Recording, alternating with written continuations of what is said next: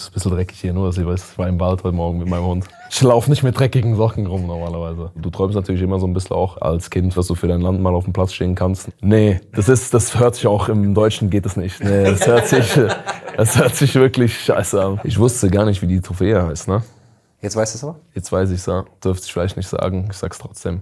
Das geht auf mich. Das ist schlechtes Mindset.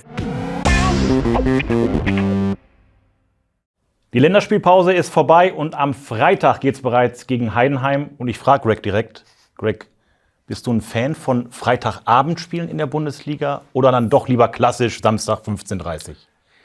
Ich muss sagen, ich bin einer der wenigen, der Abendspiele immer liebt. Ich weiß nicht, ich finde, es hat irgendwie was... Ich mag das, wenn du so ein bisschen einen Tag drauf hast, ne, wenn es ein bisschen länger ist. Viele sagen dann, oh, ich habe gerne auch nach dem Spiel ein bisschen Zeit für die Family oder so, aber ich mag das Abendspiele, ne, wenn es dunkel ist, Flutlicht und so. Das hat was.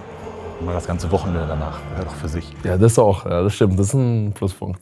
Aber ist es auch so, freitags nach einer Länderspielpause, wenn 3/4 der Truppe in der Welt unterwegs ist, um dann schon wieder freitags zu spielen, löst das denn große Jubelschreie bei euch aus in der Mannschaft? Nee, auf jeden Fall nicht. Ich glaube, es ist so ein bisschen... Es ist schwer am Ende vom Tag, ne? Gerade wenn du Spieler hast, natürlich, die drüben in Amerika oder auch in Afrika unterwegs sind, dann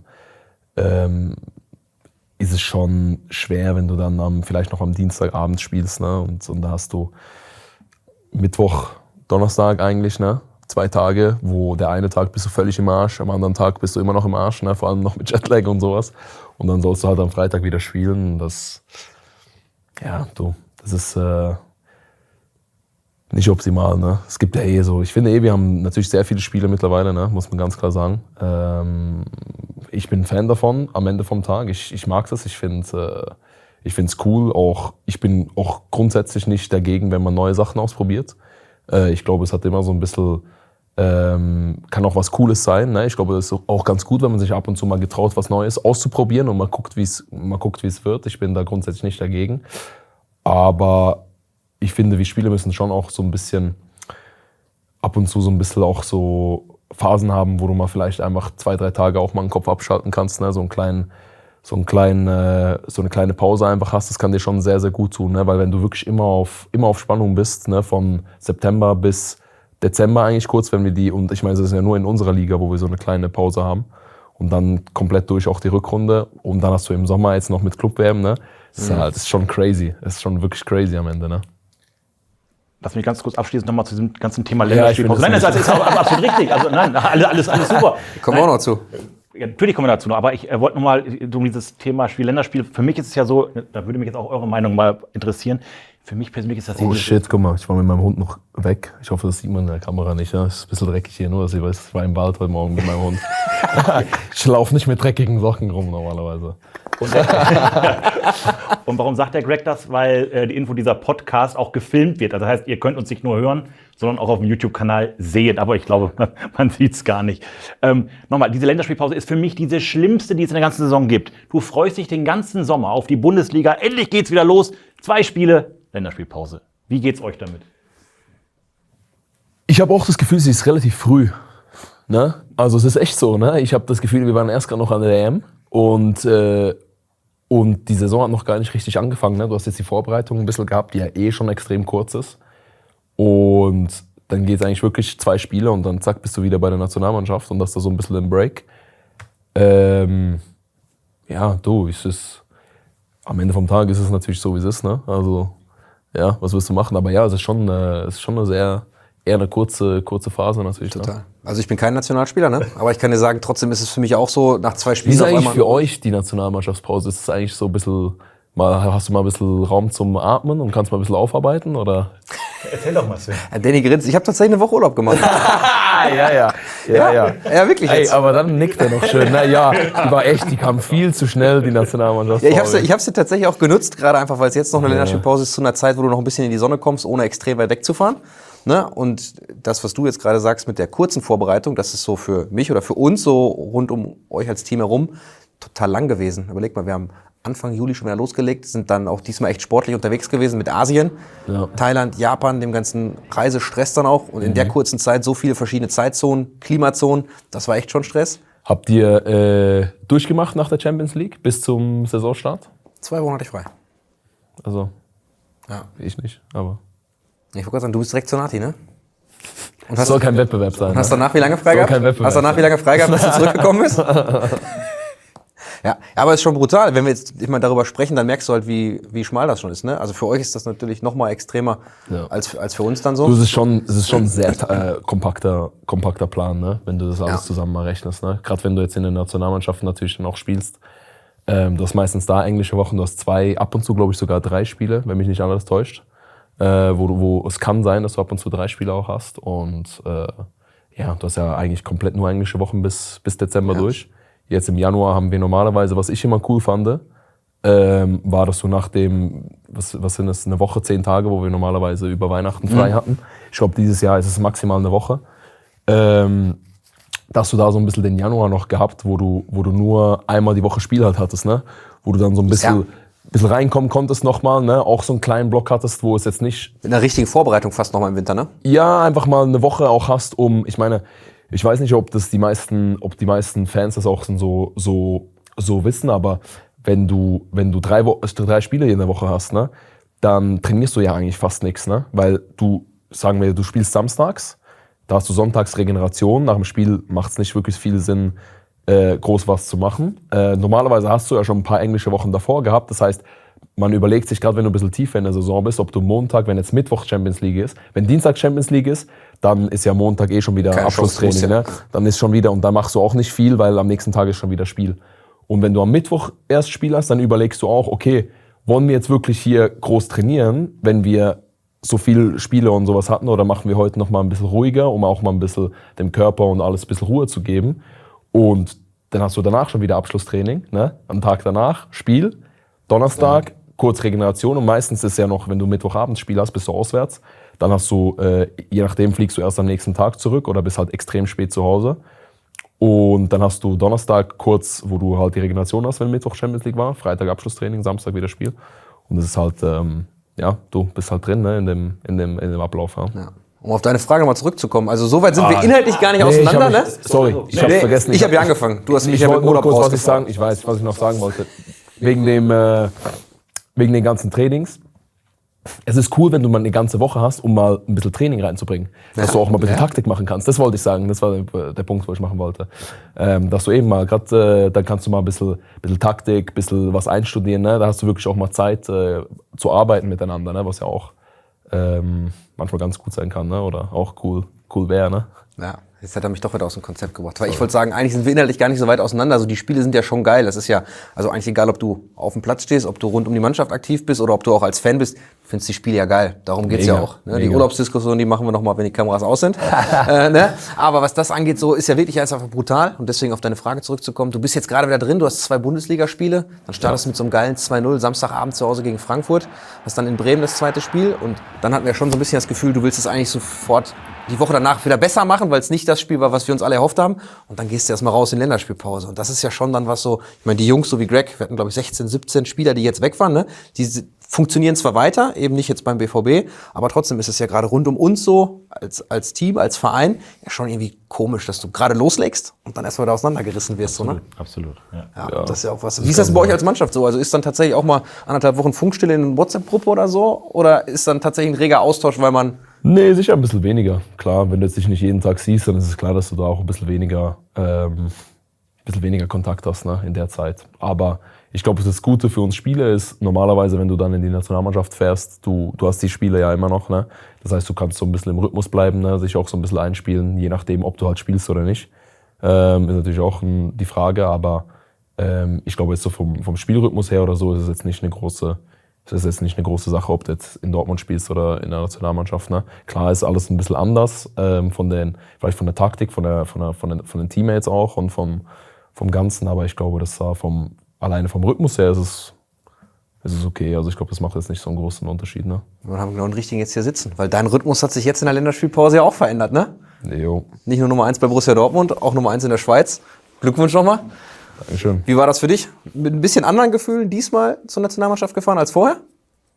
Nee, geht eigentlich sogar. Also vom Gefühl her, gerade vom Hinfahren und so, war es eigentlich relativ dasselbe. Natürlich war es sehr speziell für mich, dann wirklich am Ende die 2 Spiele zu machen und als Nummer 1 auf dem Platz zu stehen. Es war mega cool, gerade das erste Spiel gegen Dänemark, wo wir hatten, war es einfach speziell, so ein bisschen reinzulaufen. Ne? Du träumst natürlich immer so ein bisschen auch als Kind von sowas, ne? Dass du für dein Land mal auf dem Platz stehen kannst. Ne? Und da so ein bisschen die Hymne zu hören und das Ganze, das war schon speziell und hat mich schon sehr, sehr gefreut, muss ich sagen. Ja. Torwarttrainer Patrick Folletti, ich lese es einmal vor, hat gesagt, als wir ihm gesagt haben, er sei nun die Nummer 1, hätte ich gern ein Foto gemacht. Er hat wie ein Maikäfer gestrahlt. Erzähl uns doch mal von dem Moment, als du es erfahren hast. Wie ein Maikäfer? Ja, ich habe mich auch gefragt. Geile Metapher, ne? Wir hatten das beim letzten Mal. Julian Brandt, der ist gerannt wie ein Fasan, hat er gesagt. Und jetzt kommt dieses Gestrahlt wie ein Maikäfer. Ich habe mich auch gefragt. Ich finde das eigentlich noch cool, oder? So, Ja? so ein bisschen speziell, oder? Ich kenne halt Hat auch Pumpen wie was. Maikäfer, kenne ich. Ja, wenn du Oder Strahlen aus der wie ein Puste bist, ne? Honigkuchenpferd, Ja. aber Nee, in der das- Schweiz sagt man das schon. Ja? ab und Ach so, zu. okay. Ja, in der Schweiz sagt man, das ist schon ein Ding in der Schweiz, ja, aber was lassen wir? Ja, aber erzähl doch mal von dem Moment dann, als du es erfahren hast. Wie war es für dich? Ich weiß es jetzt gar nicht mehr so zurück, muss ich ehrlicherweise sagen. Ich war, klar, ich habe mich riesig gefreut. Und du hast sehr lange darauf hingearbeitet. Ne? Ist natürlich ein Traum gewesen, so seit Kind. Und ich glaube, es ist schwer zu beschreiben, so ein bisschen wie es jetzt ganz genau da aussieht. Ich glaube, man sagt dann immer so ein bisschen die gleichen Worte, ne? Weil es auch schwierig ist, das wirklich so ein bisschen in Kontext zu bringen. Ne? Aber auf jeden Fall ein spezieller Moment, klar. Aber am Ende vom Tag ist natürlich schon das Speziellere dann auf dem Platz. Ne? Du freust dich natürlich, wenn du es hörst, aber ihr kennt das wahrscheinlich selber auch, wenn du etwas hörst, wenn es dann wirklich soweit ist, ist nochmal was anderes. Ne? So, davor kannst du es noch nicht so wirklich überhaupt einordnen. Jetzt würde ich mal ganz kurz, weil du Ada eben auch so ein bisschen, weil wir sagten, ja, das sagen wir in der Schweiz so. So ein paar Sachen, ich habe mir die PK auch angeguckt und so ein paar Sachen, die die Schweizer sagen, die wir gar nicht so kennen. Also will ich mal von dir wissen, was bevorzugst du denn? Also wenn ich höre Torwart oder Goalie? Ich mittlerweile Deutsch, muss ich sagen, weil ich so lange hier bin. Auf jeden Fall. Für mich hört sich das manchmal, ich bin mittlerweile wirklich so, wenn ich in der Schweiz bin. Ich kenne es ja auch. Ich habe sogar immer noch, obwohl ich jetzt, glaube mein 11. Jahr schon in Deutschland bin, ich habe immer noch so 1, 2 Sachen, wo ich auf Schweizerdeutsch sage. Auf jeden Fall mittlerweile nerv ich mich, also was heißt nerven, aber mir fällt's auf mittlerweile, wenn ich in der Schweiz bin und denke mir auch, okay, das ist jetzt ein bisschen nicht so, wie ich es gewöhnt bin. Ne? Das andere, das war für uns, was wir nicht gewöhnt waren, der Gregi. Ja. Also sagt hier einer zu dir Gregi? Nee, das hört sich auch im Deutschen geht es nicht. Nee, das hört sich wirklich scheiße an. Muss man sagen, nee, das hört sich nicht gut an. Dann bleiben wir hier beim Greg. Ja. Greg sagt man auch auf Schweizerdeutsch, aber Gregi ist so, das ist eigentlich so. Da kommt sofort das Ich auch hinterher, hast gehört? Ja, du hast sofort automatisch den schweizerdeutschen Ja klar. Ton da drin. Ja, ne? du, das ist drin, ne? Auf der PK hat Folletti gesagt, dass er vor allem deine Brutalität hervorhebt. Brutalität? Ja, er hat gesagt, dieses Wort hätte er auch selbst erst von einem deutschen Torwarttrainer gelernt. Brutalität. Also- ich weiß jetzt nicht, wie brutal ich bin. Ich fühle mich jetzt nicht als einen Deswegen habe brutalen ich Menschen. auch gedacht, Ne? so, was meint er denn mit Brutalität? Aber Ich glaube, vielleicht ein bisschen Wucht oder so, ne? So ein bisschen das. Ich weiß jetzt nicht. Also, ich nehme halt an, er hat es im positiven Kontext gemeint, ne? Was man ja grundsätzlich so verstehen kann. Ja, musst du ihn fragen, ne? Also, weiß ich jetzt nicht. Ich kann mir so deine Brutalität vor allem im 1 gegen 1 schon gut vorstellen. Also wenn einer auf dich Ja, zugeht, so, ich glaube schon ja. brutal schwer an dir vorbeizukommen. So. Das ist so. ja. Ja, du musst halt so ein bisschen, klar, im Torwartspiel musst du so ein bisschen deinen Körper auch einsetzen. Ne? Du musst da ein bisschen ready sein, auch ein bisschen was einzustecken. Und was super schwer ist wirklich normalerweise hast du immer so eine natürliche Reaktion, dass du ja eigentlich weggehst, ne? Oder wegzuckst. Ne? Weil gerade wenn einer vor dir steht und der zieht auf, um zu schießen, ist ja normalerweise die erste Reaktion weg. Ne? Und das da wirklich jedes Mal halt versuchen, so gut es geht, gerade zu bleiben, ne? Offen reinzugehen, dich wirklich auch abschießen zu lassen, ob es jetzt Gesicht, Kopf oder andere Orte sind, dann es gibt schon auch Tage oder vor allem in den Trainings an gewissen Tagen, wo ich mir auch denke, heute bei so einem gewissen Mal, nee, keine Ahnung, jetzt lass ich mich hier nicht abschießen im Training, ne, aber im Spiel ist es natürlich nochmal was anderes. Da fällt es auf jeden Fall einfacher, ne, weil du ein bisschen mehr im Adrenalin drin bist. Ne, die ganze Stimmung vom Stadion, von den Fans und so macht's schon ein bisschen leichter auch, wie jetzt im Training ab und zu. Aber du versuchst natürlich auch im Training immer richtig reinzugehen, weil du die Abläufe halt auch drin haben willst. Ne? Du willst jetzt nicht was Falsches antrainieren am Ende, dass du dann eben wegdrehst oder nicht gerade bleibst. Aber ja, es ist nicht immer angenehm, vor allem wenn es dann so 2 Grad ist, Ja. schön ein bisschen, dann tut der Ball noch ein bisschen mehr weh. Ne? Boah, das glaube ich. Das ist schon nicht schön. Ja. Nee, ist nicht schön. Ja. Im Rahmen der Länderspielpause gab es auch die Nachricht, dass du auf der Liste stehst für den Welttorhüter des Jahres nominiert worden bist. Müssten wir vielleicht mal Danny in der Jury nachfragen, inwiefern die Brutalität von Greg auch ein Entscheidungskriterium war. Aber zurück zu dem Thema. Ich wusste gar nicht, wie die Trophäe heißt. Ne? Jetzt weißt du es aber? Jetzt weiß ich es ja. Dürfte ich vielleicht nicht sagen, ich sag's trotzdem. Aber der eine hat mich auch gefragt, so, ja, Yashin-Trophäe. Ich war, was für ein Ding? Also, ich wusste natürlich, dass... Aber die gibt's ja nicht so lange. Die gibt's noch seit 2019. Die wollen gar nicht. Also, Die wollen gar nicht. Doch, dass ich das sage, aber du... Ja, ich finde, das ist Ja? gut. Okay, Klar. okay. Weil die gibt's ja noch gar nicht so lange. Das, 2019 erst. Okay, Das- 2019. 2019 Okay. das erste Mal, 2020 dann noch ausgesetzt. Also du Welttorhüter und den Ballon d'Or und die Auszeichnung habe ich immer verfolgt. Ne? Ich habe jetzt einfach den Namen nicht auf dem Schirm gehabt irgendwie. Yashin-Trophäe, ja. Aber der Platz Das ist der Ding, der von den, wann war der, in den 50ern, 60er Jahren? 60er Jahren. Yashin ist der einzige Torhüter bislang, der den Ballon d'Or gewonnen hat. Und deswegen ist der Preis nach ihm benannt. Okay, das wusste ich gar nicht. Ich wusste nur, dass er wirklich so der Damals Torwart halt war, ne? Ja, Wo der der herausragende herausragende Torwart war, genau. Ja. Aber okay, der hat den Ballon d'Or sogar gewonnen. Cool, nicht schlecht, ja. Musst du einiges machen als Torwart, dass du da einen Ballon d'Or gewinnst. Vor allem Ja. heutzutage, sag ich dir. Da reicht 1, 2 Paraden reichen da nicht. Ja. Da musst du schon ein Turnier im Alleingang gewinnen, eigentlich fast schon, ne? Ja, das hat hier, das ist bei uns in Deutschland bekannt, Oliver Kahn 2002 mal fast geschafft. Ne? Da war der auch, glaube ich, so herausragend gut, dass der auch bester Spieler des Turniers oder so geworden ist. Aber wie du schon sagst, gerade als Torwart oder generell als Defensivspezialist ist es ja mittlerweile nahezu Ich glaube fast ausgeschlossen. sogar als Defensivspieler fast noch schwieriger wie als Torwart, weil als Torwart hast du schon immer wieder mal Spiele, wo du so ein bisschen im Fokus bist, wenn du jetzt mal, keine Ahnung, einen wichtigen Elfmeter hältst oder halt, es gibt schon Momente, wo natürlich sehr die Aufmerksamkeit auch auf dem Torwart sein kann. Ich glaube sogar fast so als Defensivspieler ist es wahrscheinlich noch schwieriger, weil sehr viel, was ein zum Beispiel ein Schlotti oder wer auch immer bei uns, ne, sind Kleinigkeiten, wo so unfassbar wichtig auch sind, wo man gar nicht so gleich wahrnimmt, vor allem auch auf den Rängen, ne? Wenn Kleinigkeiten, ne, eine super Körpertäuschung oder Ding, wo man eben nicht reinfällt und dann einen perfekten Schritt macht und noch mit einem Zehennagel noch an den Ball kommt, ne, wo sonst ein Tor gewesen wäre. Und das sieht nicht so spektakulär aus, weil es halt irgendwo am 16er, ne, aber ist unfassbar wichtig, ne, und ja, ich glaube, wie gesagt, für die Defensivspieler ist es nicht, die müssen ein bisschen mehr Liebe kriegen. Ja, aber ist das trotzdem sowas, so eine Auszeichnung, so, die dich auch freut oder also eine Nominierung? Unfassbar, unfassbar. Ich habe bester Torwart, so eine Auszeichnung zu kriegen, ist natürlich immer auch so eine Sache, wo du natürlich auch als Kind schon so ein bisschen daran denkst, ne, boah, wie wäre das, ne, so vom Ganzen her. Und ich bin jetzt einer, ich finde es immer schön, ich versuche natürlich immer meinen eigenen Weg ein bisschen zu machen. Ich versuche auch nicht allzu viel links, rechts zu hören oder gucken, ne, was alles so läuft. Aber es ist natürlich trotzdem immer sehr, sehr schön, wenn man auch wenn man auch Anerkennung kriegt, ne, für die Arbeit, die man macht, für die Saison, die man spielt. Das freut mich immer schon sehr. Und ja, von daher ist es eine richtig coole Sache und ich freue mich da mega, auch einfach mal da nominiert zu sein, ne? Und ich werde auf jeden Fall weiter Gas geben, weiter gucken, ne? Und vielleicht, who knows, irgendwann mal. Da habe ich jetzt eine gemeine Frage. Ich muss mich noch für das Urlaubsthema revanchieren. So, wenn wir letztes Jahr über unsere Champions-League-Reise nachdenken, ne? Was ist denn für dich als Torwart geiler? So ein 1-0-Sieg wie gegen Paris im Halbfinale? Oder so ein 4-2 gegen Atletico, wo du zwar nicht zu 0 spielst, aber das ganze Stadion gefühlt wegfliegt?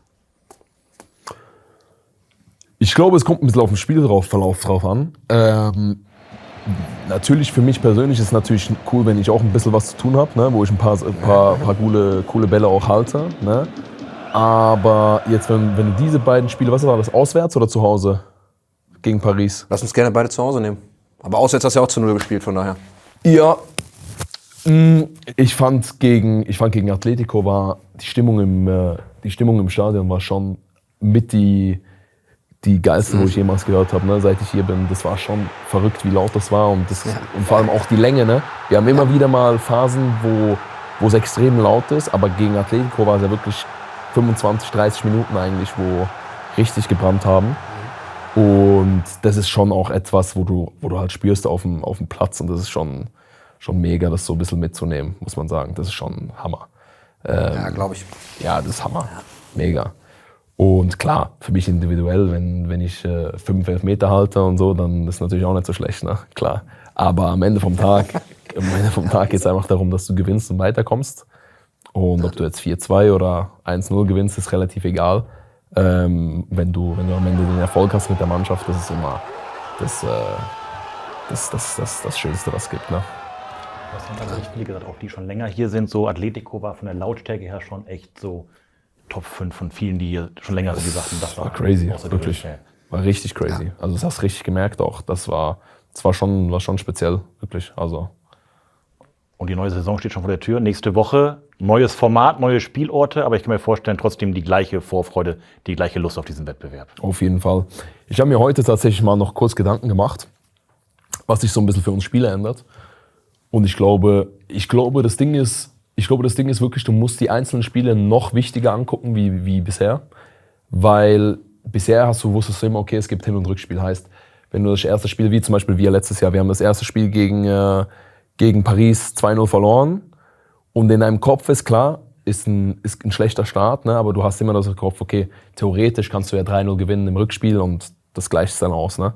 Und jetzt hast du halt wirklich nur ein Spiel gegen einen Gegner und wenn du das verlierst, ist es halt verloren. Also du kannst es nicht wieder gut machen. Ne?